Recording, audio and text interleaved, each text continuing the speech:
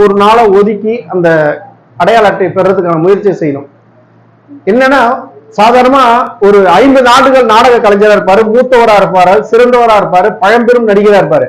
ஆனா போய் அவர்கிட்ட நம்ம பேசும்போது என்ன வச்சுட்டு இருக்கீங்க அப்படின்னா என்ன போய் கேட்டு போறப்ப அந்த ஊர்ல இந்த ஊர்ல சொல்லுவாரே தவிர அவரிடத்துல ஒரே ஒரு அடையாள அட்டை கூட இருக்காது, ஒரு சான்றிதழ் கூட இருக்காது, ஒரு பேப்பர்ல அவர் நடிச்ச கட்டிங் கூட இருக்காது.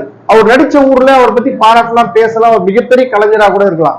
ஆனா நம்ம கிட்ட ஒரு பதிவுன்னு ஒண்ணு இல்லை அப்படின்னா அவர் ஒரு நாடக கலைஞரே இல்லை அப்படின்றதுதான் நம்முடைய சமுதாயத்திலே அரசாங்கமும் காவல்துறையும் மற்ற மன்றங்கள்லயும் பேசப்படக்கூடிய ஒரு விஷயம். அதனால தயவு செய்து நாடக கலைஞர்கள் தாங்களை அரசு கிட்ட பதிவு பண்ணணும். அரசு கிட்ட பதிவு பண்ணிட்டதுக்கு அப்புறம் நம்முடைய நலவாரியம்னு ஒண்ணு இருக்கு. அது 58 வயசுக்கு இருக்கிறவங்களுக்கு நாடக கலைஞர்கள் நாட்டுப்புற நலவாரியம்னு ஒண்ணு இருக்கு. இதையே பதிவு பண்ணணும். இதெல்லாம் எதனால பதிவு பண்றதுனால என்ன யூஸ் அப்படின்னு கேட்க